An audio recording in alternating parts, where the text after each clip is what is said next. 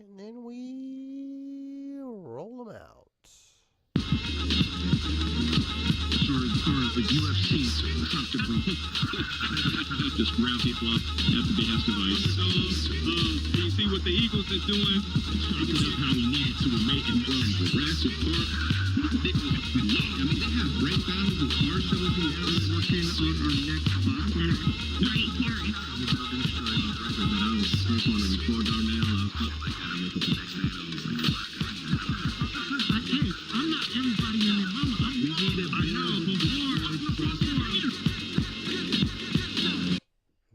Once again, we are back. It is the Build and Destroy show. I'm Wicked Meticulous. May Dolly in the house. High Rise hopefully will be joining us a little bit later. But we got some topics to bang out for you guys today. First and foremost, May, how are you doing? I've been tired. But they can't stop me. It's a sad time. Everybody's going through it, man, in their own way. But my cure for that is just keep moving.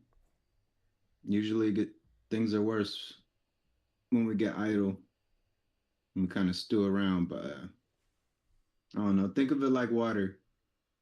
The river water is a lot more pure than the stagnant, like bog fluid that you talked about. You know, you got to get out of that bog. That's where a lot of parasites, mosquitoes, bugs. Some about being idle, like things can fester in that state. So it's cool to sit still for a little bit, but get back moving again. You know, don't stay static for too long where you got mold growing on you. You gotta keep moving around. So that's how I've been. I just been trying to move my water. Yo, I'm definitely a victim of stagnation. Wanting to,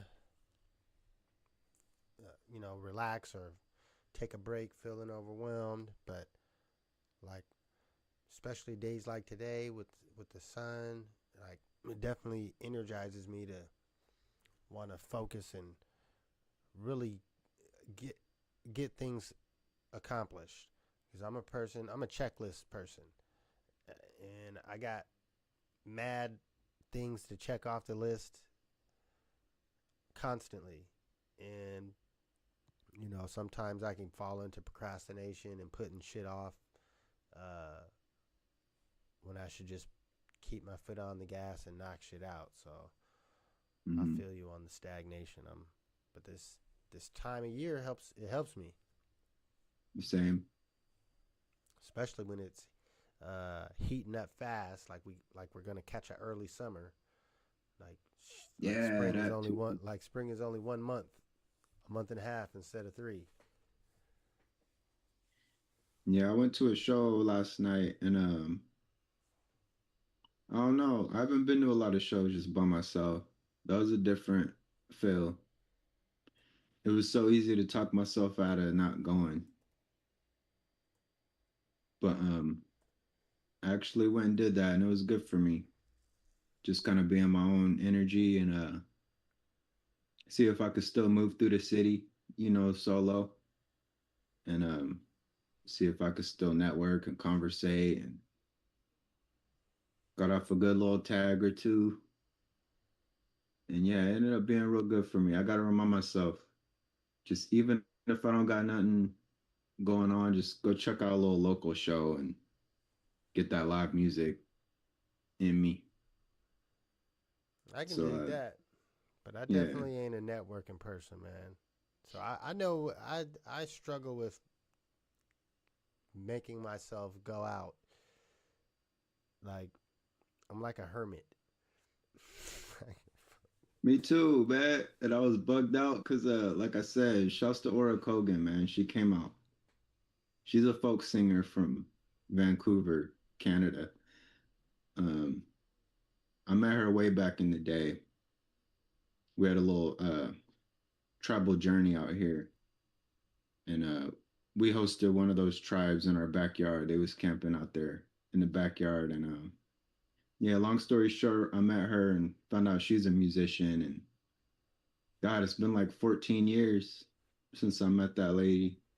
But since then, she's traveled the world repeatedly, and I seen her name pop up out here, and I was like, yo, I gotta go see her, man. I've been holding on to this vinyl of hers for years. I'm gonna go get it signed. So I went and got that done, and super hippie bar. Like I said, it's folk music, man. We was in the heart of Oli yesterday. A lot of mullets, Doc Martens, and ripped up black stockings, and so I was already like, man, how am I going to feel in that building? Because I just show up looking like this, and yeah, I like put myself in them kind of tests. Like I thought when I walked in, the needle was gonna skip, but Oli kind of welcomes everybody. So even though I did feel like a peacock in that space, I didn't feel like I didn't belong. I always feel like I don't belong. Like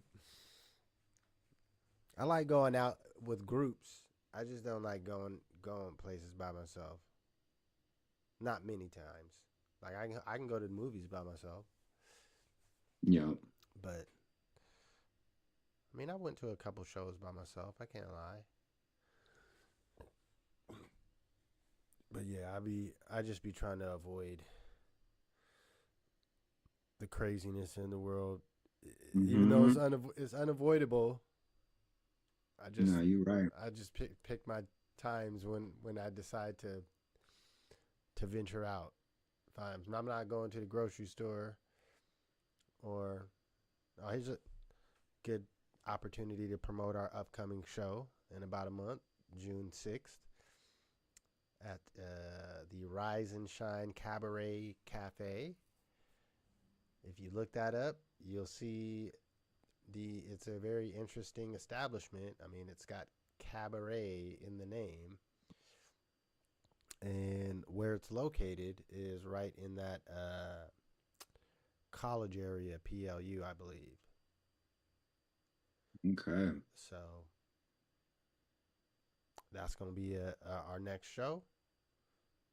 So it'll be interesting fit, but I know from my understanding it's a full hip hop bill. So I mean, Seven the Panthers putting it on. So shout out to him. So yeah, come check us out. Saturday. It's a Saturday. You ain't got no excuses. June 6th. The Rise and Shine Cabaret Cafe. Come check us out. Shameless plug. All right. Well, with that being said, with that being said, I don't know. I was just doing a straight scratch in my head. I be mentally DJing. I don't have no skills on turntables at all, but I be mentally DJing. All right, enough with the BS. Let's get into our topics for today. What do you want to start with? Dude, the quickie one is just the Ice Spice, man. We talked about it. That whether people thought it was planned or staged, blah blah blah. All I got from that whole ordeal was she had a post immediately after that little interaction, and she was like, yo, this would never happen at Wendy's. And I don't know, it just triggered my brain. Even when I read it, I was like, yo, this is a extension. Like she's extending her her influence because she's already done that with Dunkin' Donuts. And she's a commodity. So it didn't just come off like a simple tweet or like being petty. Like tweets like that can lead to a bag. And this week I seen her, she's doing a commercial for Wendy's. And her name is Spice, so they flipping that whole spicy chicken, and it was one of them things I've seen it coming, and it's just confirmation. Like, yeah, everything can be flipped to a bag. So Like let me ask you this. at the height of the controversy, it still turned into a bag for her. So let me ask you, do you think it was an intentional play, premeditated, staged fight drama? Shoot, with Or the news following it would make the rumor more believable. if it was But I still staged? think, yeah, I think it would fuel the rumor even more. Like, oh, this is a buildup. But at the same time, it's like what you said. You just being that big, like you were in the SpongeBob movie, so yeah, you don't have the luxury of just going and buying bread at the store no more. Like you're at that level. Like if you do want to go out and be incognito or whatever, you got to put on one of them face masks. Like you need to put the realistic face mask on because So that's what you sacrifice when you reach that level of stardom. so here's my thought on it is I can't decipher whether it was staged or not. What I can say is whoever was is behind it is a genius.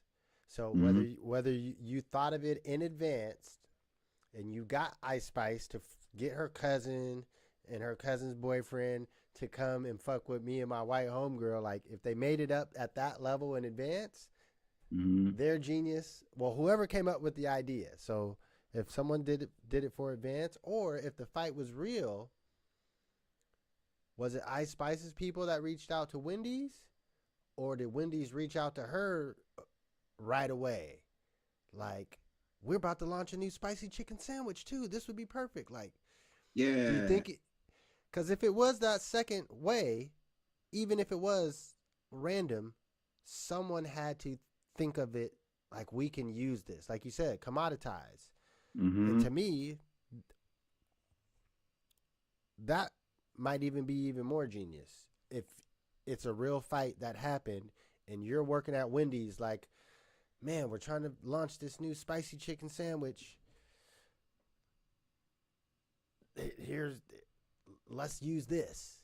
Kind of believe that one more just because of how I didn't realize that fast food franchises are so petty to one Oh, another cause they have real people running online. them. It's the Like, Twitter. yeah, yeah, those pages, man, they be like Burger King will trash McDonald's and McDonald's will trash Wendy's. Like they sneak this Some of them and are they hard though. It's like they yeah, got some lately it dope hasn't people even been working. sneaky. I'm They saying just the be creativeness that they come up with though, and real quick, like so I can imagine both scenarios, like them hmm thinking of it in advance, and it could have been Wendy's. Like this is a risk for us to tell you to instigate a fight at McDonald's. That to me is more risky for Wendy's to do that. If Ice Spice and her team came up with this, like let's have a fight in McDonald's and then reach out to Wendy's, that's pretty genius too. But even the hmm third option, someone working at Wendy's, like, yo, this is a good opportunity to jump on a wave. I think any way you look at it, someone deserves some credit for this, like yeah,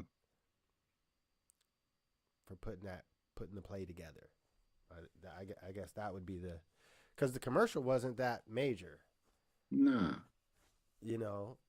Because I'm a commercial critiquer, a movie critiquer. I will critique the hell out of your shit. And I watched it like an hour ago to prepare for today. But yeah, it's not worth critiquing the commercial. It's more giving credit to whoever ran the play before or after. Because it's risky. very. Like commercials are risky, advertisements are risky. I think for one thing, like you said, she's already established herself as a commodity, a way to sell shit. Like you said, she was in SpongeBob. She had the what? Was it Sprite or You know, um? she's a. They It's got like her. the limited line. She's on a purse commercial. I seen her advertising a purse on YouTube commercial. Yeah, So so yeah, she it's like she's got good talent agency, a good manager, and pretty much these advertisers don't look at her as being risky as much as that's the weird thing is as far as the woman rap realm has gone down this path, like they're still marketable. Like we're marketing you for getting in a fight at McDonald's to the point where we're talking about it, how it is a great marketing strategy. Like people love controversy. But what are we really talking about? When's the last time this lady had any music? Why is she you know, influential? Because she's a cute, light skinned girl with a big butt? And she, you know, like, that's. What are we talking about? But that's work. That works. So, yeah, whoever put the play together, congratulations to you. I'd love to know. I'd love to hear the background story on if it was a premeditated operation. Somebody wrote out a whole script or something. Or if the fight just happened and motherfuckers at Wendy's probably was an intern too. Some random person that ain't gonna get no bonus or nothing. They don't even get paid. It was just like you guys should in the meeting talking about spicy chicken. Hey, you guys should reach out to Ice Spice. She was just in a fight in McDonald's too. This would be great marketing. yeah, for real. Thank you, Karen, And Leslie, Stacy, for your great idea. yeah, well, like 4 to 6 months, there'll be somebody else. Like, ain't nobody like permanent fast food ambassador. All these artists get their little moment where they get a little 3 4 month run. You get your little combo named after you, and then wait till like Adam's Family come out or something like that. Yeah, that's the I need to be in front side of things. You can always take the clips route. Oh, with the jingle? Yeah. And to the point where you lose the bag on the first one. I'm loving it. Da Mm-hmm. da da da da. I can just imagine Pusha T saying that. Yeah. Like recording the rough vocals for it and sending it to him. But I'm saying, they gave you the upfront bag on that. He wasn't aware. He didn't know. But now you know the next time. And this time it ain't even no song to it. It's just Arby's, we have the meats. Like there's no rhyme. There's no song. It's just the slogan. And I can still imagine him putting his sending in the rough vocals like this is what I want. This is what it is. But you gotta have probably had the production behind it too. Like you gotta have a deep person's voice to say it. He might even sent in samples of people's voices. Like here's the catchphrase, but in 5 different voices. Mm-hmm. And then they probably it's like the deep one sounds the best. Okay, this random person that you chose for the deep voice, we don't want to use him. We want to use a recognizable deep voice. So let's go out and get Ving Rhames. So now he can be the voice, but you wrote the script. And now I don't even want no money up front. I just want a penny every time that shit plays. Every Just a time. penny. You're caked up. You're caked up from that. So yeah, play the back way. Strategic. You ain't always got to be in the forefront in front of the camera. All right, well, we'll jump to our next topic. I'm going to go to this because your son is on the Pokemon cards. Were you in the Pokemon Go when that came out in that. Yeah, absolutely. So apparently, I guess it's been known. The earliest article I could find was like 20. I want to say 2022. I don't have the article pulled up no more. But pretty much, they was using that. They were saving up all that geolocation data and feeding it to AI to help develop AI location mapping to where essentially if you take a selfie anywhere where they had the Pokemon Go set up, they could figure out your exact location in like 2 seconds from the picture. Mm-hmm. Not from your location data on your phone, not from nothing but the picture. Right, because it's an augmented reality type app anyway. So when we went to Arts Walk that last weekend or weekend before last, there's still hordes of people that still play that game. But yeah, when you're catching the Pokemon, your current surroundings are on your screen. And then the Pokemon shows up in this real world atmosphere. So yeah, I could see it. I could see how that was helping them more than any independent search or independent study could ever do because millions were playing and they still are playing. So not only did they get their initial data, just every day they're getting real time updates too. Well, yeah, it's constantly updating. They're getting the same locations in rain, sunshine, winter, nighttime to where that's how they can recognize you from just a selfie. They can see the buildings in the background no matter what time of day it is. Just from that picture, they can reduce where you're at. And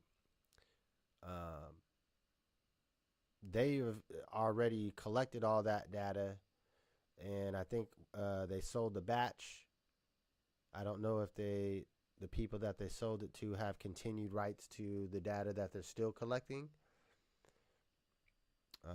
But yeah, the company Niantic did the spinoff to where they're selling that data Mm-hmm. um, to, well, the first thing is going to go to law enforcement purposes. I mean, and military stuff, but it's not a military. Pokemon Go isn't in military places, so they wouldn't use it for military type things. They'll use it for the predictive policing. Yeah, And and that game is really good at pulling people to a central location. So I remember back when that game first hit, we would go to Hilltop and visit, and I'd be like, "Yo, let's go to Rice Park," because in the game that was like one of the central locations where the tournaments happen, and you were more. It was easier to win the tournament when more people were playing at the same time. So back then, when people used to wonder, like, "Yo, what are all these people just doing here?" Just in a big mass, they were probably playing that game. They were all playing the same game at the same time, yeah, I getting mean, I various used to angles see of the them same outside of my work location. downtown. Yeah, downtown Tacoma when that game first popped off. You'd see people down because there was definitely Pokemon's placed around. And you got to think if you're Pokemon as the game company, you can put the shits anywhere. But Yep. if you have an algorithm that says we want to collect our data on this, like we need more data on these buildings and these locations, and we need them for, so hey, we got this building at winter time, at these type of lighting times. Now we need just specifically like certain angles that we were missing for our catalog to Yeah. have the full picture. So, That game was slick enough where you could find them. You could be out on the ocean. Like you could be fishing on the ocean and they would pop up. hmm, You could be out there harvesting gooey duck in the sound and you get Pokemon popping up in the middle of the body of water. hmm. And I feel like when that game came out, it must have been like 2015, 2016 maybe. That was when I seen the big boom of power banks too. So it's like Because not people was only draining the yeah, shit out of their phone. yeah, it was a battery drainer. So I don't know if like you said, how things kind of work hand in hand and companies be like, hey, let's like this game is a battery drainer, but let's mass produce these battery packs to where that's an essential for the game now. Because nobody was gonna play Pokemon Go if they didn't have a full battery and a backup battery. So it's like those two things married each other, man. Now like a power bank is essential. Back in the day, it just used to be, man, I'll charge it once, charge my phone once at night, wake up with a full battery and just rock it. But a lot of these apps now are they're battery drainers. I mean, that shit only works for so long. But You know, as our technology gets better, like I heard in China, they have phones with better batteries that charge extra fast and can last for multiple days, even as you're using up the phone. It just doesn't. There's more battery capacity, and it just doesn't drain as fast. But as our phones get better, there's going to be more shit built into the phone that burns up more energy. yeah. So it's like, We like that planned obsolescence out here in the US. We like we create things that are intentionally made to phase out or made to not be repaired. well, I think that's more the Silicon Valley rub off, Me the, too. because that's not Northwest. Northwest is thrift shop is Right. buying fucking buying some old records for $1. Northwest is handmade materials and arts and crafts and fucking your daughter's pottery bowl. Yeah. So the I just wanted to commercialism, say, hey, they get the money from that. There's, oh that's what yeah, I was speaking about. At some point, we got to develop some medium in between being just the, the poor artist, the starving artist, and these tech bros that they have ideas and they let their ideas make them money, even when the businesses and shit don't work. They got paid. It's a good enough idea for someone to give you some money and try it. We'll buy your idea and we'll try it, hmm even if it don't work. So I think we got to be mindful and because as the world is getting wilder and wilder and AI is taking over, like we do have to have try to accumulate whatever resources that, and not resources in terms of hoarding, but resources in terms of financial power and having the actual land.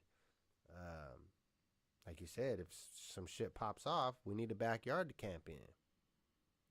You know, Yep. and who's got some type of edible fruits or vegetables growing?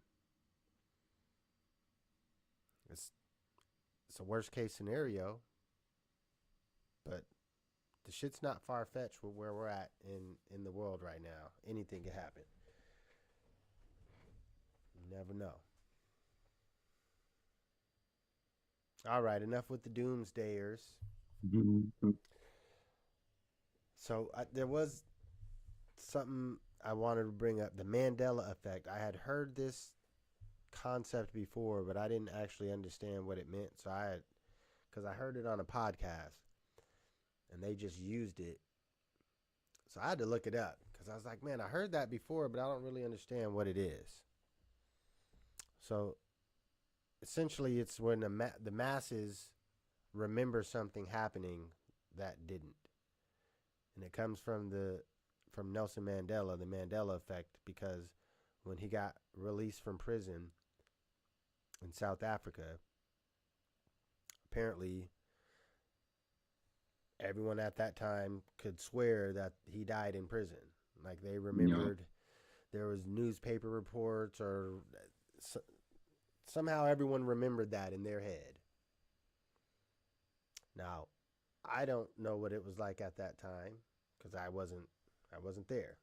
But the example that comes up when I searched it, the Mandela effect, it pops up with Luke, I am your father.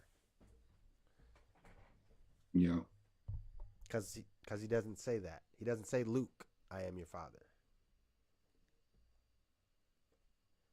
He says, no. There's a lot of them. He says, no, I am your father. And he doesn't even say it in the tone that people like remember it.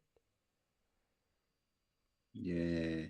So I only saying this because I did the double. Look, let me get this sun from out of my eyeball. I don't like how they call it Mandela effect. It should be called the Philadelphia experiment. This effect was a result of the Philadelphia experiments. And military doing experimentations and trial runs in a location known as Montauk.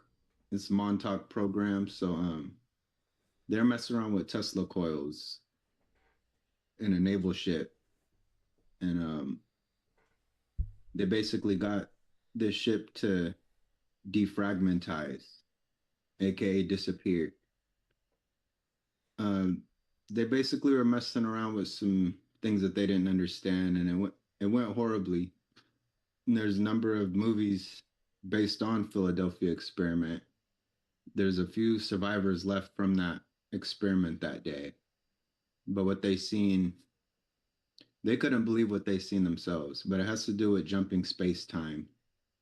And the idea is that when that failed experiment happened, that it ripped a hole in the space fabric. And it's either the 40th parallel or the 44th parallel. There's a line that goes across the globe. And coincidentally enough, the bulk of the people that have these memories that are different than others live below this line. So Philadelphia experiment, there's a lot of good documentaries on that. It's up to people to watch it if they believe that themselves, but the more you learn, the more it's not far-fetched. Tesla was getting to a point where he understood that you could jump space through a wormhole, and a lot of his findings and his studies led to a lot of these sci-fi movies, and they were just trying to visually capture what his work was insinuating, is that you can go in one side and pop out on the other side, but there's a way to do it correctly. When you do it incorrectly, things don't fragment back the way that they were. So when the military did this experiment, the dude said he watched it on the radar. He said the ship disappeared on the radar. Couldn't see it no more. But then when it came back, the vessel wasn't quite the same, to the point where there was arms and legs sticking out of the vessel. So there's that game Assassin's Creed. Whenever you go to a new area, he's in the Animus machine, and it's kind of like the Matrix chair, and he sits in there, but his world gets rendered around him. So up until that point, he's just in a big white blank space, and the level actually renders itself around you in particle form. So we have a lot of examples visually of what that may look like, but as far as it happening in real life, the Philadelphia experiment is one of the biggest examples of that. It was a secret government project. So just because it was military doesn't mean that all of military knew that was happening. These experiments were happening in decommissioned spaces, decommissioned military bases.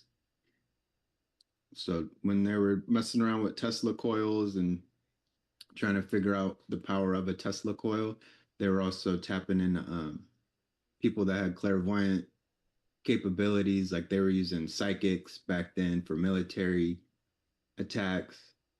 And we already have these powers inherently, but they made this cap where it would actually fine tune your skills and heighten the skills to the point where there's record of people sitting in this chair like, hey, the enemy is located blah blah blah latitude, blah blah blah longitude. It's actually 5 stories beneath the Earth's surface. A lot of that was going on, and a lot of the times it was very accurate. It was remote viewing. So again, everything that sounds so sci-fi and whacked out, it's actually more believable than not if you give credit to just the power of our mind. They're really trying to find the limits of our mind, and they still can't grasp the limits of them. But they do know that we're capable of remote viewing, and we're capable of the deja vu effect, or like feeling like something's going to happen and then it happens. And everybody's kind of living on different timelines. So time is an illusion anyways. Time is something that we've created. And with something like that being created or man-made, so to speak, we can definitely manipulate time if we created it to begin with. Well, you said a bunch of shit. There's people that live in different time zones that are like 100 miles apart. Like, there's islands where they're right next to each other, but these guys are a day behind, these guys are a day ahead. And then you go to like Ethiopia, where they're not even in the same year as us. They're in a whole different calendar year. So we've never all been on the same timeline.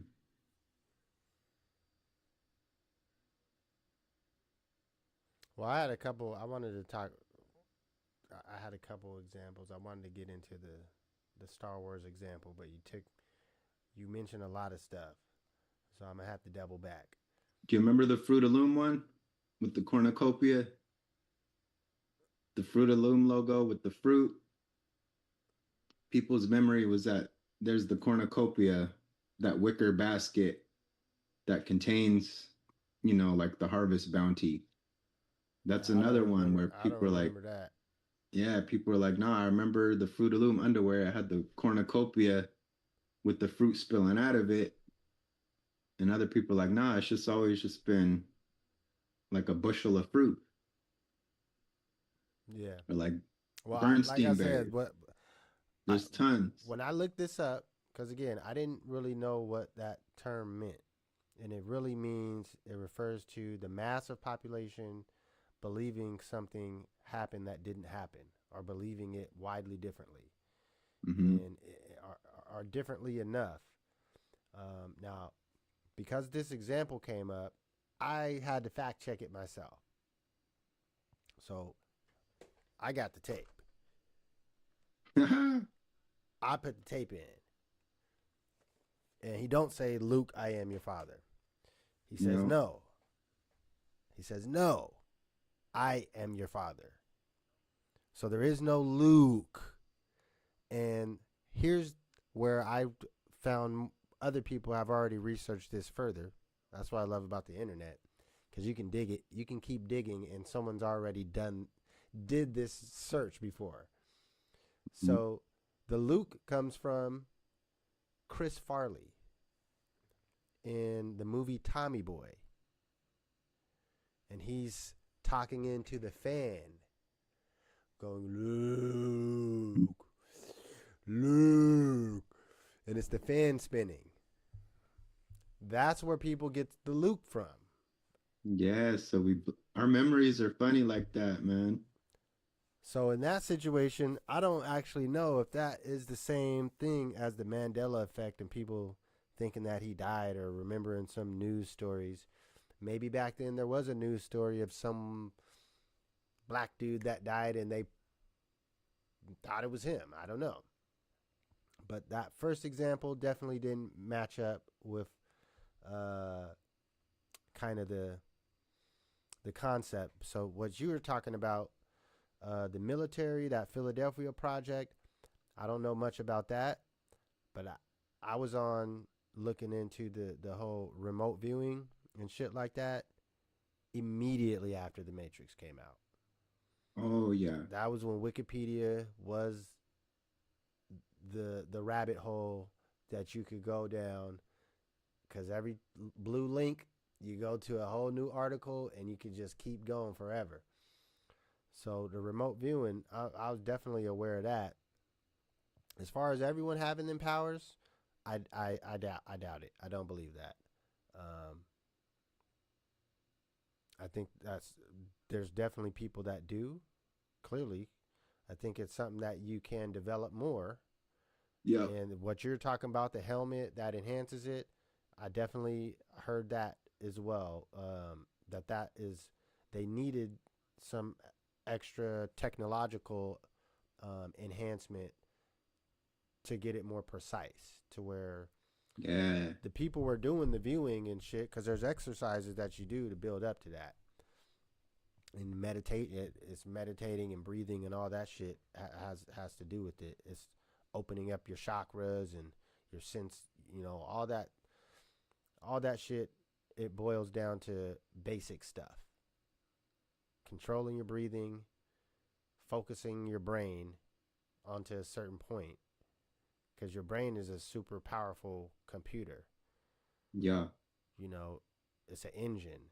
It's it's running, and if you could focus that energy into the smallest point, like, you can make your brain do some wild stuff. And as far as the timeline stuff goes, I brought it up last week. Or maybe it was 2 weeks ago. On there being like infinite like universes, and deja vu being points that are common in so many of the universes. It seems like you've done it before, but it's because all the universes are different, but like this one thing happens every time. No matter what decisions you make, there's certain things that still happen. And then there's and then there's the point of what you're saying is kind of seeing things in advance, to where you get, the opportunity to change it, to where, yeah, maybe this does happen 99.9% in all the other universes, but they're telling me about it in advance. Mm-hmm. So either I can do where it goes 99% of the time, or I could try this left and see where that takes me. And usually that's what it's trying to tell you to do, is like hit the left. We know what happens 99% of the time when everyone does this one thing. We need you to hit the left. I think, man, we can get deep into the subject of the spirit realm and the afterlife, and the different psychedelics you can take to touch some different realms too, and just straight pure meditation. If you get good at it, you can get pretty far just learning how to properly meditate and control your breathing and empty your mind. That's the hardest thing to do in meditation, is to empty. But once you can get to that point, like, you can start to master other stuff. I heavily believe in. I've seen some shit personally. Same. Yeah, I might have had some assistance. Mm-hmm.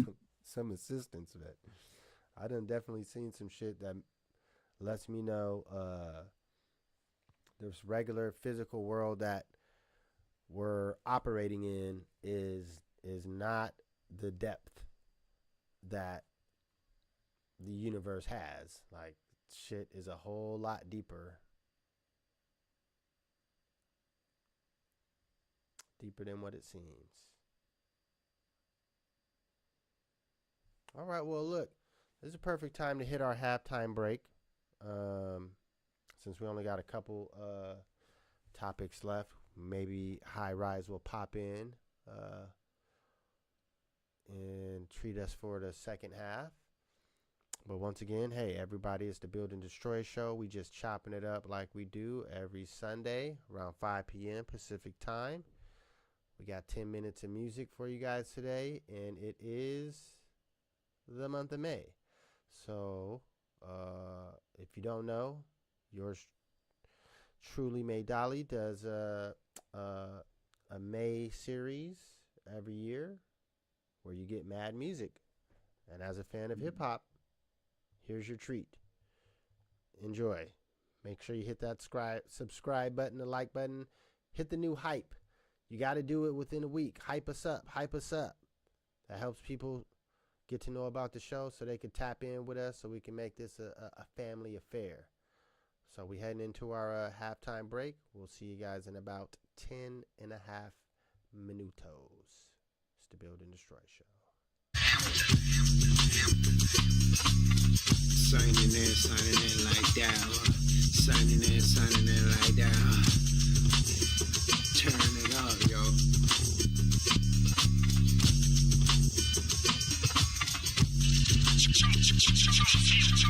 Niggas left and I got more inspired. Imported desires, bored and tired. Feeling lower than the floorboard fibers. Endorsed by dire straits, eyes of fire in my face. Psychological manipulation I've escaped. Those on standby understand why.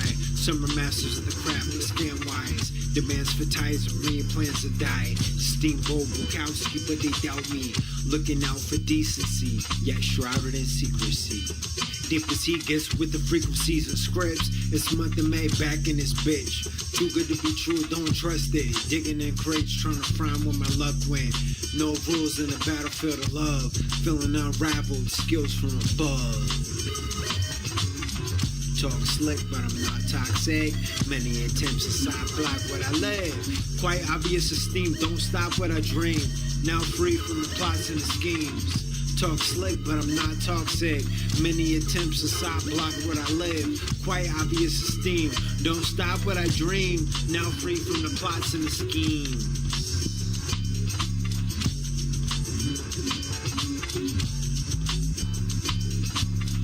Caught a body on the beat, probably. Obviously unique, skill calm when I keep still. Charm turns to harm when the streets will. As long as I'm on, I'ma speak real. Calm as the dawn with mystique sealed. So long as the song brings a pill. Head on a swivel, the pencil lead said what I'm into. Credibility simple, ate edible and read what I know. Male intuition won't fail if you listen. Men think about it, then go off instinct. Years of hindsight and I read science right. I don't need the validation in the limelight. I've been seeking salvation through the lines type. I don't mind life nowadays, I just gotta keep my mind right. And watch how I play.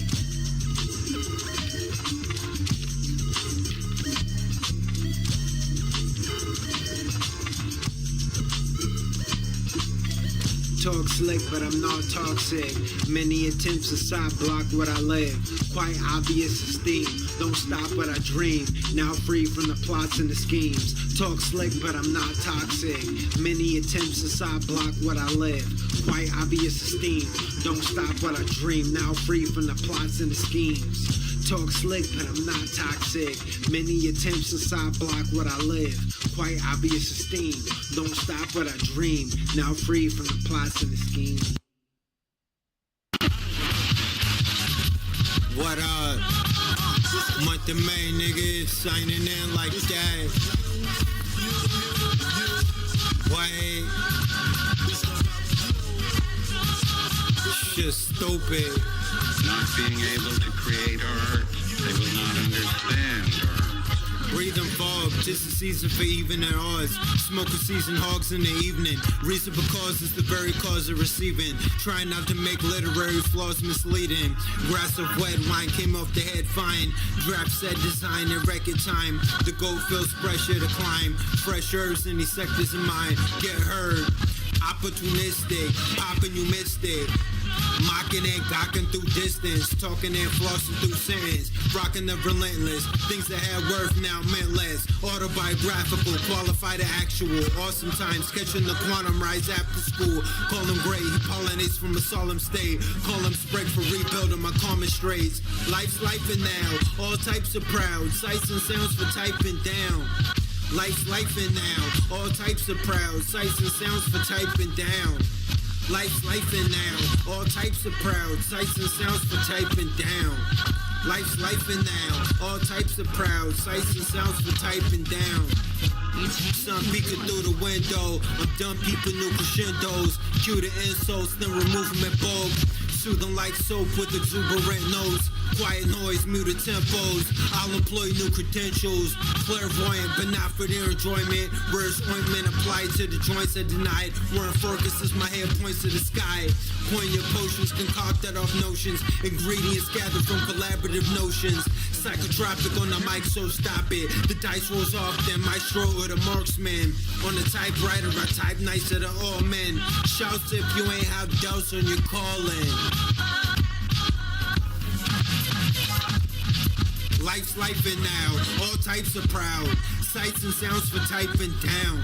Life's life and now, all types of proud. Sights and sounds for typing down. Life's life and now, all types of proud. Sights and sounds for typing down. Life's life and now, all types of proud. Sights and sounds for typing down.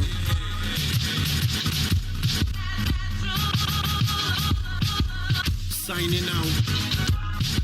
There is enough treachery, hatred, violence, absurdity in the average human being to supply any given army on any given day. And the best at murder are those who preach against it. And the best at hate are those who preach love. And the best at war, finally, are those who preach peace. Those who preach God need God. Those who preach peace do not have peace. Those who preach peace do not have love. Beware the preacher, beware the knower. Beware those who are always reading books. Beware those who either detest poverty or are proud of it. Beware those quick to praise, for they need praise in return. Beware those quick to censure. They're afraid of what they do not know. Beware those who seek constant crowds. They are nothing alone. Beware the average man, the average woman. Beware their love. Their love is average, seeks average. But there's genius in their hatred. There's enough genius in their hatred to kill you, to kill anybody. Not wanting solitude, not understanding solitude, they will attempt to destroy anything that differs from their own. Go right around. Now, Michael, you're first. Mother May signing in like that. Well, we all began to tell our stories. Michael began and it went on and on. Isolation breeds discipline in conflicted men. I'm distant in the wind. Lose one and gain many, that's how life goes. Suffering gaining temperament for the life quotes. Watch your step, they're slack on the tight ropes. Loved ones I lost are like ghosts. Losing to the game, I'm choosing to refrain from writing poetry with skewed views in my terrain. The steamboaty and Bukowski with the holy hymns. Steam rolling on, still a lonely man. Woes Again, back then, movement, not action. Countless years of compromise and passions. Where's God at? I got a lot of that. Music's in the form of a female. Holla back. Born loyal by nature, not to hate you. Under pale skies with the backdrop gray blue. This is our baby. I've been in the dark lately. Feeling part 40 and part 80. Large-hearted human guy, happy when the car started. To peel away from the problems at the God pardon. Give me a sign that separation works. Repairing my soul, but reparations are first. Made up for lost times, and I got fine. Laid up since your spot that's not mine. Not lying. Get your plans off me. It has always been said to be private, hidden, or not appreciated. The reason it's not appreciated because it hasn't shown any cuts, hasn't shown any dance, hasn't shown any moxie. So really, when I continued writing, I felt there was nothing out there. So I had to continue because they were so bad, not because I was so good. And I'm still not so good, but they're still very bad.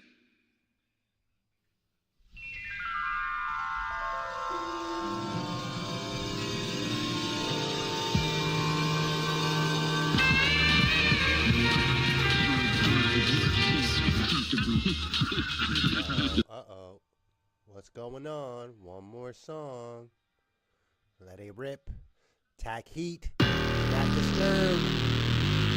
The building is structured.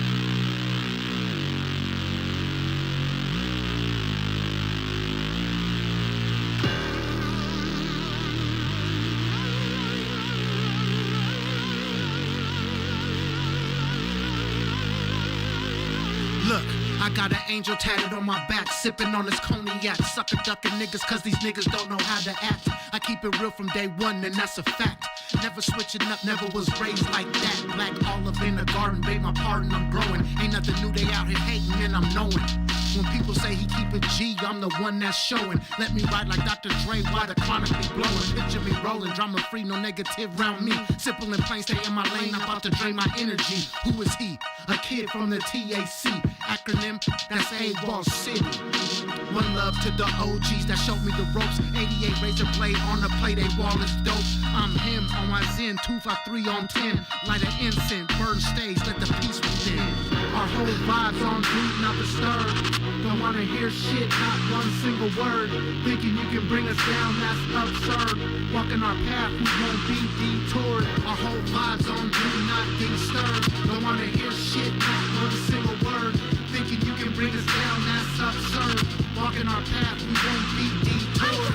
Only share 1/3 of the moves you make it, and be prepared for a bunch of the fools to hate them. That's the way the game goes, you can't change it. Plain clothes, police, and frozen bank statements. Taking a loss as part of the process. Don't pardon passion, be proud of your progressing. Peep opponents creeping slowly up on you. Take screenshots before they delete the poster. Child Sesame Street to skid rowers. Tactical weaponry protecting the home front. More than just mustard and college growing. Ground's got good genetics for seed sowing, so I don't need no one except emulation. And a couple ranches, maybe that's the whole squad. Close the window blinds and turn the phone off. Respect the sign that's hanging from the doorknob. Yeah. The Build and Destroy show. We back at it once again. Halftime break. Yes, The yes. first 3 tracks of the month of May. I like Audio where that's going. diary style, man. I like where it's going. We'll have a tap in again next week. Yeah, man. So I always stay with a muse. I'm not without my muse. I don't really make music without a muse. And I brought Charles Bukowski along for the ride. Probably one of my favorite poets. Written in his style, definitely. Granted, he didn't like poetry that rhymed. That's just what we do in this hip hop thing. But the idea was very intense poetry without any filters, being vulnerable. The ingredients that it took, a lot of wine and a lot of fearlessness.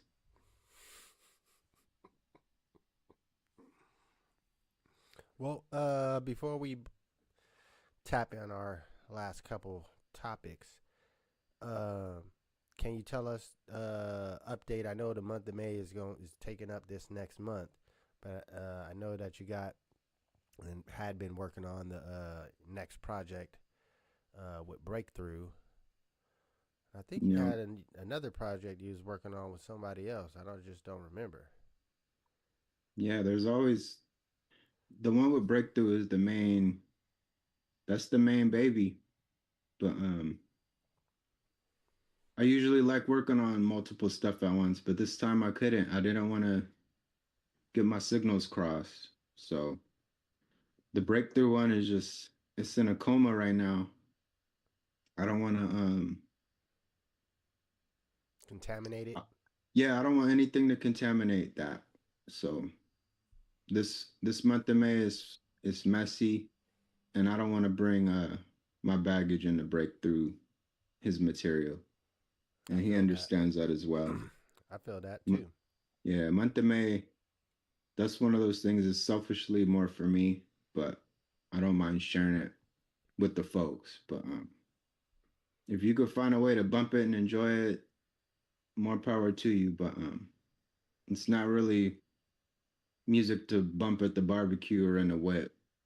It's more of an isolation therapy kind of thing. So Where if I oh, could go ahead. if I could elaborate, what it sounds to me like is this would be a perfect it's a perfect uh revisit, like Oh yeah. for like when it's the dreary season Oh yeah. and maybe you're in your emotions and you're in your feelings as not you specifically, but as a listener, to if you're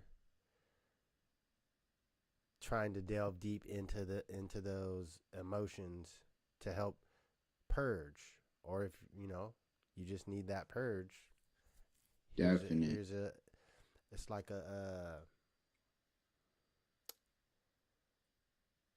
it's a perfect additive for this, for what you need in a certain circumstance. No, you're Prescription, exactly right. that's the word. It's like if you was to give a prescription to someone depending on their mood, this at least is something that's in the pharmacy. Like if your mood fits is in a certain realm, this might be some of the medicine that you need Hmm. to help with your purge. Yeah, and it's a good roadmap just for me and people to know me. Uh, even though I'm done made mass songs and albums, the month of May is actually that's my DNA. That's my blood on there. So if anybody has the heart to listen to any and all of those, they'll they'll learn the ins and outs of me. It's it's the one place I feel like I can spill my guts. And I know a lot of artists like to build um I don't know, maybe like a mask version of themselves or like a outward appearance identity. And month of May, I don't do that. I'm bare naked, and that kind of vulnerability is something I've worked towards a long time. So I'm not easily embarrassed anymore. Back in the day, I would have tried to tuck things away or give kind of like gray truths, like white lies almost, to sound cooler. But it's all about putting a microscope on myself and dealing with my pluses and minuses. Where a lot of rappers they don't really like to talk about their minuses or where they're struggling at. We just have this illusion like, oh, these guys, everything's good, they making money and everything's all nice. But I like to be real graphic with my listeners and let them know I'm going through stuff just like they are. And Jazzy Jeff, the other day I seen him in an interview and he talked about creatives are supposed to die empty. Like you don't want to die and you still had all these unfulfilled things that you had to get out. So I'm kind of one of them artists. When my time comes and I expire, I'm more than certain I will be completely empty because I've given all, and I always give all. And I don't really like hoarding my feelings or my art. Everything is just out, and that's a testament to me on this planet. Like, I want to be able to give while I'm here, and when I do go, it'll probably be no regrets coming from this way. Pretty much done and said all that I needed to. Well, by the end of this month, on your SoundCloud, you should be at over 900 tracks. Yeah. So, And that's just one page. Like, I got hidden pages, so there's that too. I got different names and monikers, and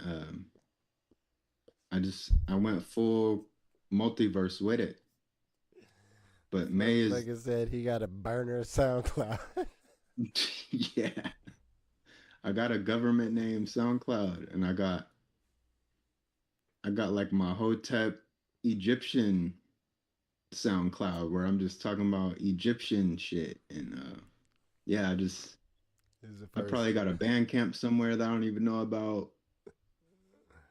I think Reverb Nation got deleted, all that stuff's gone, but yeah, I have many homes. But month of May is my first home, man. Well, I challenge other people to do it, man. Like, I don't pop my shit enough, but it's the one idea that I've came up with besides my name that I haven't seen anybody else do. So even when I came up with my rap name, I Googled it first. And I went through probably like 200 Google pages just to make sure there was no Maedali. And then I came up with that name. And same with month of May. I looked up, does anybody do a daily audio journal style? Like audiobook style, but rap. I couldn't find it. I see beat makers do it. I'm gonna make a beat a day challenge for a month, or a microwave beat every day for a year. But nobody that I've found has kept up with the pace of doing a song a day. Write the song, get home, record it, rinse, repeat every day for a month. And my main goal is to one day do it for the whole year. And after that, can't nobody tell me nothing. Because again, it sounds easy till you sit down and actually think about this shit. The amount of man hours that it takes. It's arduous. It's like running a marathon every day for a month. And shouts to my homies that give me the beats nowadays, because back then it was me making the beat every day and writing a new rap every day and recording every day. Yeah, that's tough. And when I didn't have time to write, freestyle. So that's another fun fact about my page is probably over 50% of my SoundCloud isn't written rhymes. So that's another thing where I love when people like stuff that I didn't write. It's just like it's a dirty little secret I keep to myself. Been able to freestyle songs like that on demand. Yeah, it's definitely talent. You won't catch me freestyling. I challenge people to do that, even if it don't rhyme, even if you don't record it. Just have your daily journal and just sit with your thoughts and just analyze what goes on in your head every day and like check in on yourself. Because I do it so often that I don't really have grief or trauma hidden. You know, some people have like unprocessed trauma, unprocessed grief. My practice doesn't allow that to happen because I'm continuously searching through my body. I'm finding that grief and I'm airing it out. So even if people don't create music, I highly encourage a journal. For sure. All right, well, we'll round out our last couple topics. What about this Kanye West daughter project? Hey, I wasn't I wasn't even mad. It was a guilty pleasure listening to it. Um, it's not at all rap. So I don't know, the grungy side of me, I mess with it. I mess with young teens or preteens finding a new genre of music and falling in love. And it sounded like Lil Northy. It sounded like she came across metal or just alternative music as a whole. It seems like she discovered that music and that it kind of has a hold on it right now, which I ain't mad at that. But a rapper's not gonna listen to that and be like, "Oh yeah, this is like her dad." It's nothing like her dad. The only way it's like her dad is that she's an extremely creative little kid who feels compelled to create art at such a young age, where she's bypassing a lot of these little kid hobbies and stuff. She's going straight to the stew, but it's very loud and very rock music. And a lot of people are noticing like, oh, she's sampling like the good cuts too. So either she's getting put on by somebody or she's that young age where she's just on a deep dive and she's learning a genre and embodying the genre. But it's not necessarily horrible. It's a listenable project. But again, that's if you like alternative side of things. Fair enough. Yeah. I mean, she could do it out the auto tune. There's always that factor where I'm kind of like, still don't know what her real voice sound like. But as far as the instrumentals, it's some good headbanger stuff, and I don't mind being in them rooms either. I can I can handle all genres pretty much at this point.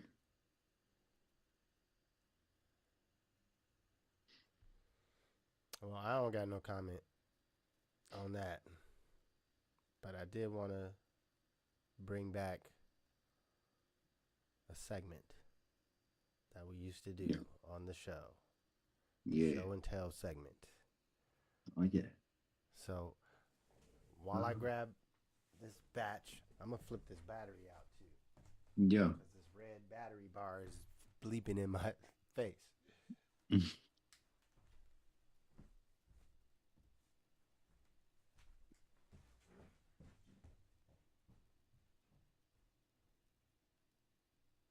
Yup, yup.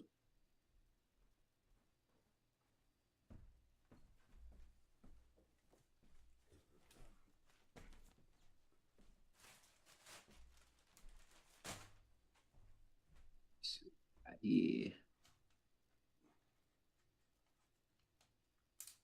I already got mine. Talk about it. So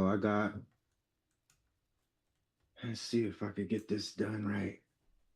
This is Aura Kogan album called The Quarry.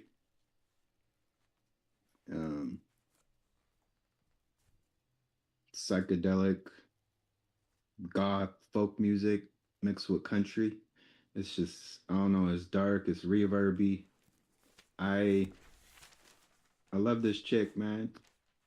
She fills a sonic space that my heart loves. And I don't know, growing up, we weren't necessarily just rap or just soul music. We were rocked out too, man. And I'm not scared of guitars and violins and banjos. I just like when there's a dark tinge to it, and that's what this album is. It's dark. And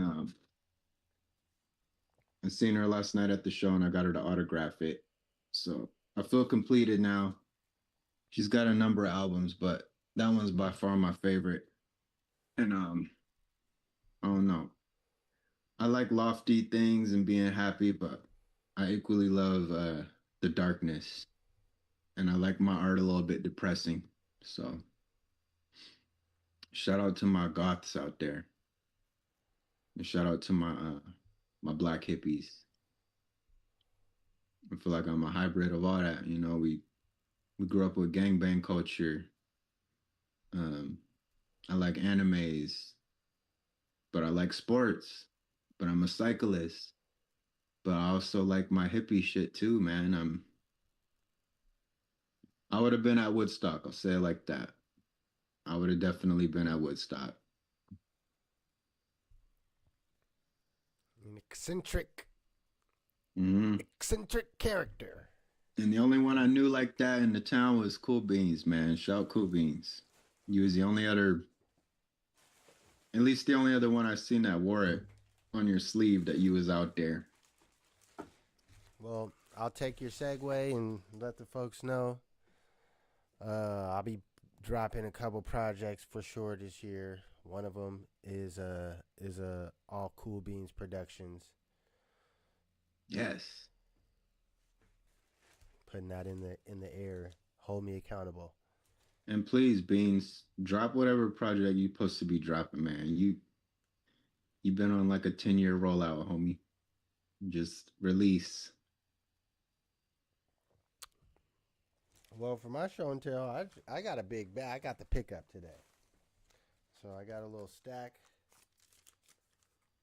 of 45s. 7. The Miracles, Temptations, Nitty Gritty Dirt Band,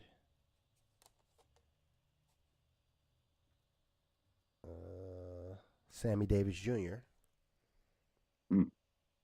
Rufus featuring Shaka Khan, and Jerry Butler. Those are just the 45. And you know I got a stack of a good dollar bin joints. Ooh. I know you've seen that before. Oh yeah, very familiar. You know I got the what's I can't remember what's been that's been. Man, I got a good batch of joints, man. I like every now and again. Sometimes you'll hit that dollar band, and at least for me, I've got a few where I'm like, oh man, this was a DJ's record, and he's just done with it. Because you open it up, and sometimes he'll have crayons. he'll have the spots on the record written down. Look. He'll be like, yeah, drum break, side B, and that's as fun as it is to buy records. It's just as fun to see what people have done to the record while they owned it, like writing notes on it, or I don't know. There's a lot of personality to them. I got 2 others just to show you, just to give credit to all the people, including myself. Old folks wanting to shame the young rappers for the young female rappers in particular for their raunchiness or too revealing. Come on now. Yeah. Ohio, this is the Ohio Players. You can almost see that titty right there. Come on now. Oh yeah. Yeah. So that's the Ohio Yeah, Players. yeah. Y'all ladies ain't doing nothing new. Oh yeah, the stockings. Vanity 6. Yeah, that's Come on now. that's lingerie, homie. Yeah, That's the these cover of women the ain't album. doing nothing new. So yeah, that's the treasure trove. I felt like I won today for sure, and now I got a new spot to get the dirt.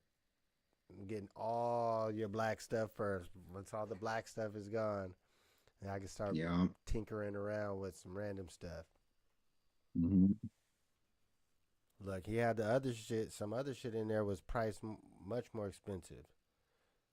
He had like two Doobie Brothers. That was more than the dollar bin. But they was in the dollar bin. But they was more. Google be killing that. Google killed the thrift store game and the record digging game, and it even killed yard sales to an extent because now people don't just throw stuff out there that they don't know. A lot of people research now and they're like, nah, I do know what I got. So I'm not even though mad at it's a that. yard sale, I'm charging premium price at a yard sale. So I'm not mad at that. That's where you got to get your me neither. negotiation on. Yeah, but Like, yo, it is I harder to know how much find it's worth, those. but I'll give you half. It's harder to find those diamonds where I got cash right here. Do you want this money? mhm. Like, that's where you got to get your haggle on. Other places, that's normal part of business. Haggling for pricing. You go to other countries, your tour guide does that shit for you. Or they, Yeah. forewarn you. Don't go for the first price. You're getting bopped over your head. The best thing is just go to the estate sales. Those people they just want everything gone.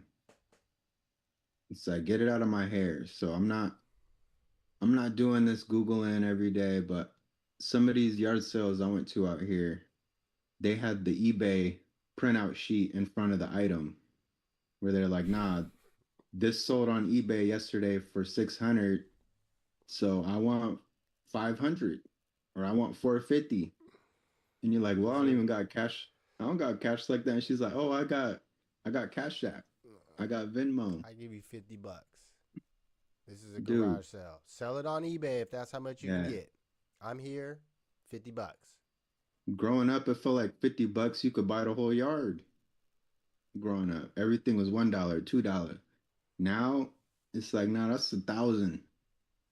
Well, I'm not mad at it. I'm not mad people wanting to get their money because at the end of the day, what happens is you don't sell shit and you end up taking all that shit to Goodwill anyway. Yeah. And the same with all the people at the Goodwill. You can't be mad that other people are there wanting to find shit too. Mm-hmm. Like, that's part of the game. Like, you want to try to overcharge me for this Pokemon card? Like, or get the exact price? Like, this isn't a card show, bro. It's a yard sale. Look, I'll Yeah. give you a quarter of the price of what it says for eBay. Yeah. I can show you the green dollars. You can take these dollars and give me the card, or I'm slide, I have my weekend or my day scheduled for these particular yard sales or estate sales. I'm not tripping off you, man. I'm gonna find something doper at the next house anyway. And I'll be watching. I'm just tired of seeing these bikes, man. Like, just because you got a bike and it's old, don't mean it's automatically $500. And these folks, they're just like, old equals money. So stop selling old junk bikes for 500, man. Nah, you keep doing it. It has to be like a racing bike. You won't sell it. Yeah, you ain't gonna get that 500. You're gonna get the $25 or the 50. That's just basically what the frame is worth or what the metal is worth. You ain't gonna get that. You're gonna get tired, and whoever is ready to let it go is gonna put it out on the front, and someone's gonna pick it up for scrap metal and take it to the scrap yard for $2. Yeah. Which is cool. Scrappers need love too. Mm-hmm. This is part of the ecosystem. This is part of the cycle. It's part of human psychology. Motherfuckers think they're going to get the top dollar. They don't get that. They try to lower the price. They're lowering the price. Don't work. They eventually just give up and say, I want to get rid of this shit. Someone take it. I'll pay you to get rid of it for me. And then the scrapper gets the money. Or the mover, the hauler, like, that's life. Yeah, of course, it would have been dope if he just sold you the shit for the $20 and you'd have got something. But that's also what makes things more rare because they do get thrown away and they do get trashed eventually. True. I'm all for the game. Like, I'm not even a good bargainer or a good negotiator. What I am good at, though, is just figuring out how much I would want to pay and not, nope, if you're not meeting my price, I can't wiggle room it. I just know this is how much I will pay. I'll make my offer. You don't want that? I'm not going up. No. Yeah, I should start lower to bargain, to meet in the middle to where I want to get. But I'm not good at that part. I'm good at walking away. I'm good at saying no thanks. I seen folks selling half full bottles of seasoning salt. Like old Walmart brand, like turkey seasoning.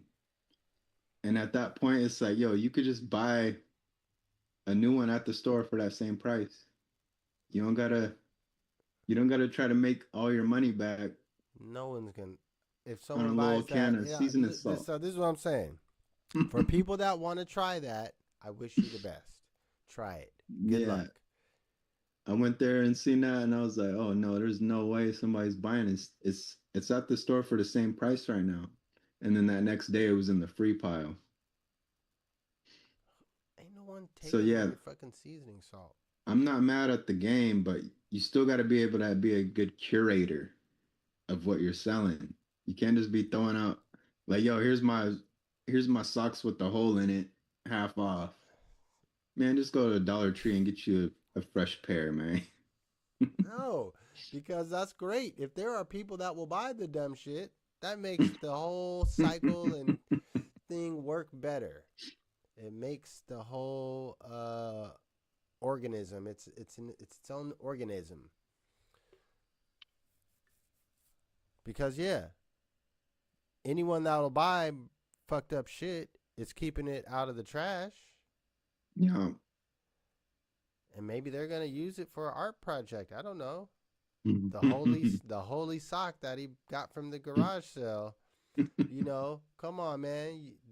At this level of art, you could tape a banana on the wall and you're Banksy. Yo, right. You know what I could do with this fucking holy sock? Come on now. This is a 1972 with the stripes. They don't even make socks with the stripes no more. Come on, you can't fuck with this. And it got real blood embedded in it. Real foot funk embedded in it. You could probably get a DNA sample out of this. It could be someone famous. You never know. Yeah, you gotta have a good story with something like that. You gotta be like, this is Wilt Chamberlain's sock. I'm telling you, man. When he scored 100 points. This is the sock he wore when he scored 100 points. That's why I got a hole in it. Because their shoes was fucked up back then. Yeah, now I'm buying it. With that story, I'm buying it. Even if it's fake, the energy it took for you to think of that story, I'm just buying it off the story. I'm not buying no fucking holy sock, but if there's a person out there that does, congratulations. All right. Well, I only have one more topic, and that was Vlad TV. The Aries Spears, or just Vlad in general? Yeah, well, the Aries Spears started from Boosie wanting more money, wanting the 5,000 more, and going his own way, but more that's the current topic. But who still watches DJ Vlad? I don't know anybody. I thought as the culture, we canceled him a long time ago, and the people that still went on there, like, you didn't watch them. Like, you didn't watch Me too. I don't watch him, so I don't have to watch him. He doesn't really contribute. Well, what's interesting to me is about how much money they get, how much money he's paying, and for his show, and for what it is.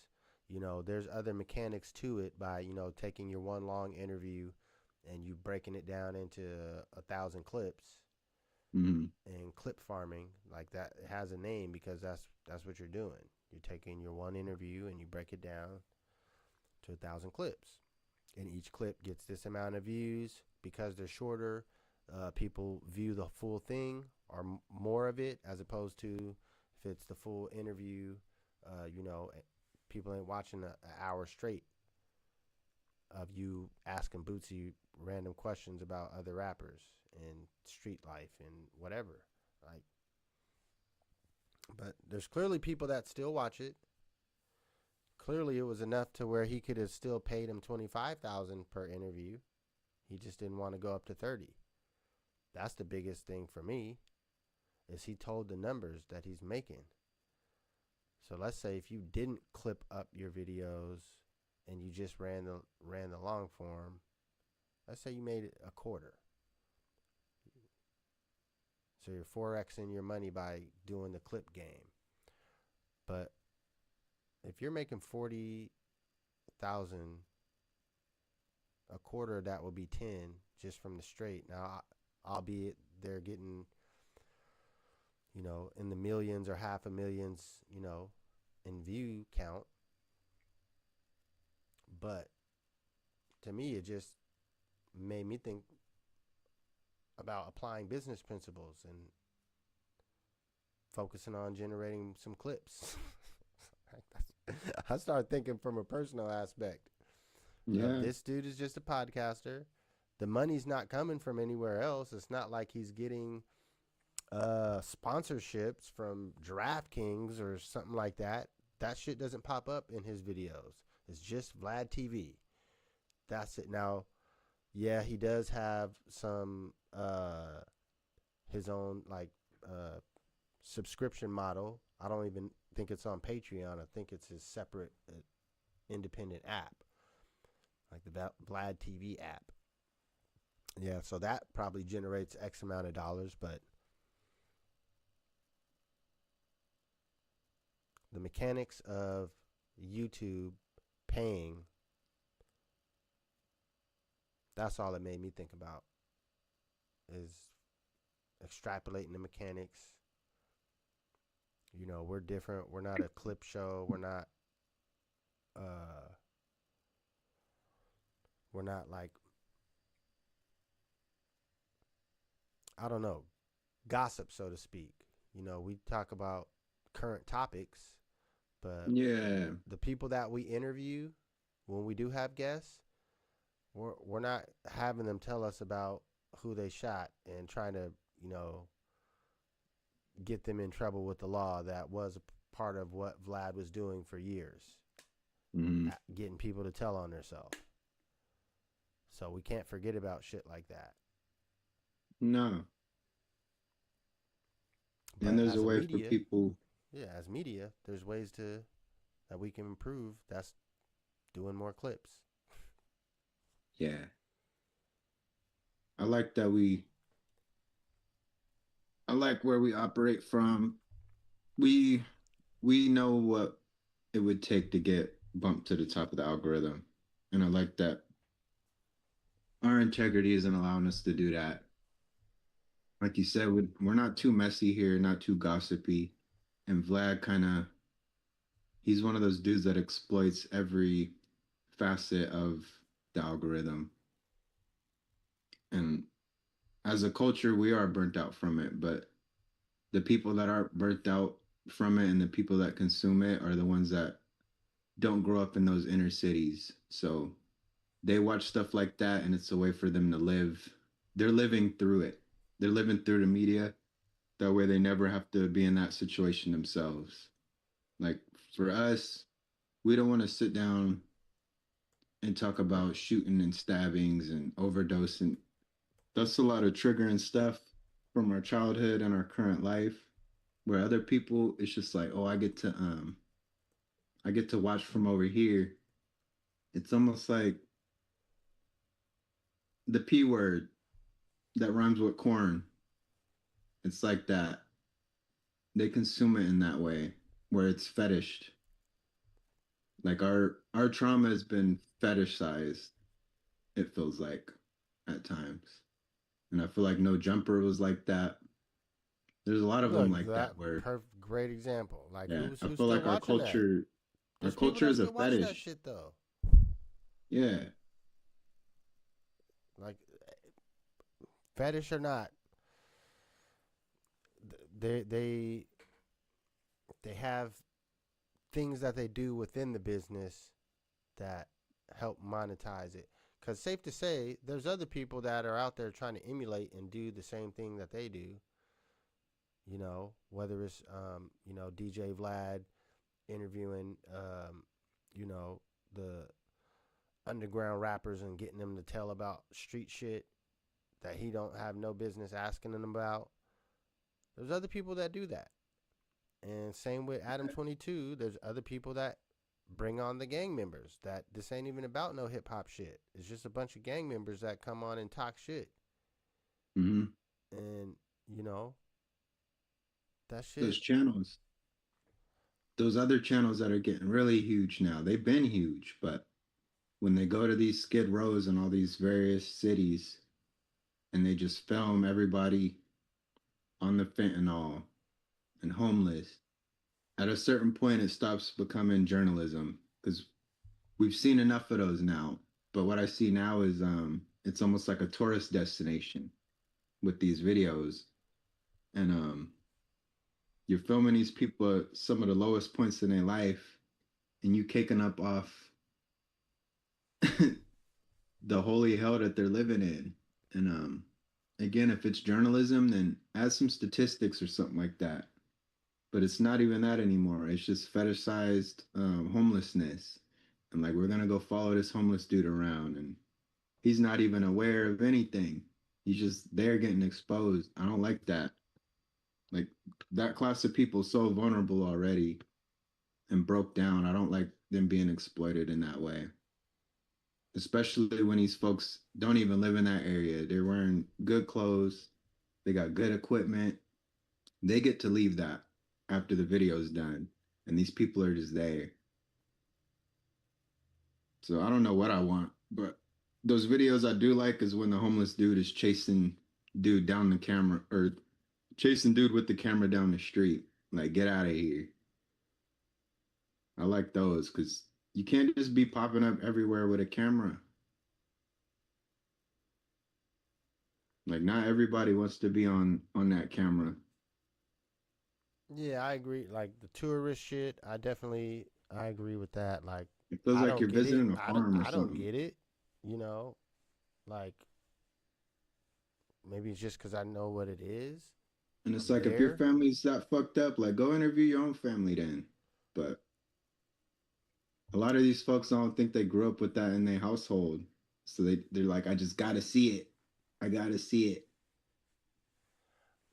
But I do want to touch back on some, the exploiting aspect outside of the tourists, some white folks or out of towners or from a different area coming through.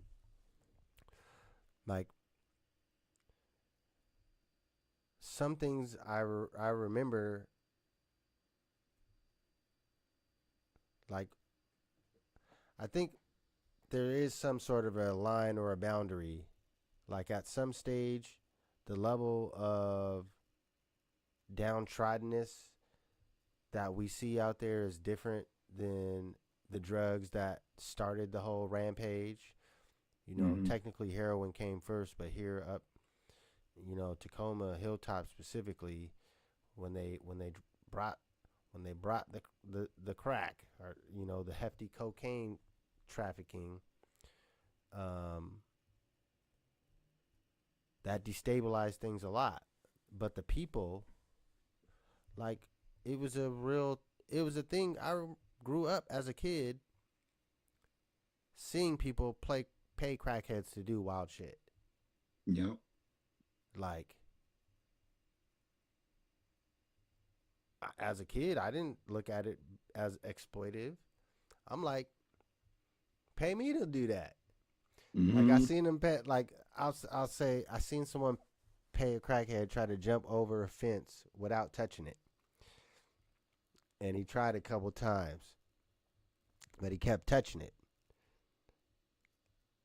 And then I seen another one come up and get his money and flip over the fence without touching it. Like, and I seen that's just clowning around. But then there's also the real working crackhead that'll come and mow your grass for hella cheaper than anyone else, or that can fix your car. That he's an actual mechanic. You'll call him to do some shit that's hella cheap, and you'd be paying the mechanic way more, but he's willing to do the work. He can do it, and he'll accept the lower pay because he's a crackhead. Yeah. He doesn't work in a mechanic shop. So I think at some point growing up, we were kind of exposed to things that probably could be considered exploitive. But then I think at a certain level, those people that I saw trying to jump over the fence or that would come and do the work on the car, like, they were aware enough. Like, I don't know, maybe it's just the type of drug, like crack makes you up. And these other drugs be having people zombied out, sleeping everywhere. So maybe it's just the brain wasn't as, I don't know, shut down. And maybe it's all just terrible. Maybe it's terrible to pay a crackhead $10 an hour to work on your car because the mechanic I ain't mad at that. I ain't mad at that at all, because it is a weird form of support. But what's weird now is like, all right, I'm going to videotape you fixing my car, and then I'm going to title it, Crackhead Fixes My Car in 15 minutes. Yo. But see, that is weird if you did it and put it out now. But if you recorded it 20 years ago and you just have the video footage before there was social media, you were just recording shit. Cause maybe you thought you knew one day there would be this. You knew YouTube was coming, so you intentionally recorded him so you could put out the video. I ain't tripping if you did it 20 years ago. You're a very forward-thinking person. Yes, good job capturing the crackhead. Nowadays, you have the video on your phone and you're recording him while he's working on your car. I still don't think there's anything wrong with that at this stage. I think the internet is well groomed enough to where they're like, this is a whack video. Yeah. Or you titled it wrong. Like, you should have titled it, I found the last mechanic crackhead in the world. Like, that should be the title of the video because there's no more left. For real. I laugh about like the Freaknik days where they were like, yeah, back then Freaknik was just, yo, you go have your fun, you go back home, that's it. And then they compiled all that old footage into that Hulu documentary about Freaknik. I was just thinking, but I didn't see it. I was just thinking about how many kids was watching that, and you're like, yo, is that my auntie right there? Oh, that's my mom's. It's a weird feeling. Hey, it is what it is, man. If you was participating in activities, yeah, I mean, the shit happened. It's just everyone in that day and age, it wasn't everyone on the phone. It wasn't cameras everywhere that could capture you doing whatever you're doing. So you may have had that different expectation of privacy, but when you see a motherfucker with a big ass camera on his shoulder, that it ain't like, even now you can see when someone's recording with their phone. Like, no matter how they try to hold it sneakily, you can fucking see. It's them glasses now. Yeah, the meta glasses.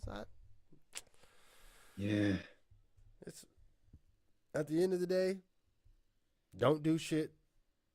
Yeah, there's no doing anything in the dark no more. Like, nah, you can do some shit in the dark at home. Yeah. And don't record yourself doing stupid shit. Like, as long as you're Yeah, at when you're home out, and you're good. yeah, if you outside, you're on a camera somehow. On the Ring camera. Yeah, and even these new school cars, like the cars got computers now. Like, if you one of those and you like to get dirty, man, you better have an old school. You better have an old school whip. Yeah, they got all your travel information. Yeah, you can't do what you used to do. Got how fast you was driving at this time, how hard you hit the brakes. Oh yeah. Hey. And then it fails against your favor sometimes. I know a dude who crashed the Tesla and he's like, "Oh, well, it wasn't my fault." And the camera will be able to see that. But the Tesla camera was like, "Oh, it failed. It didn't record that." So he ain't getting nothing out of that. So sometimes it's like your greatest enemy.